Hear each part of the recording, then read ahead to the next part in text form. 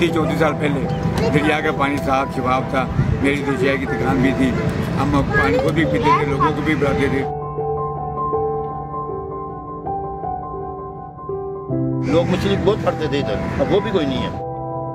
ये तो गंदगी का ढेर है दरिया पर, ये ना ही रावी का बस।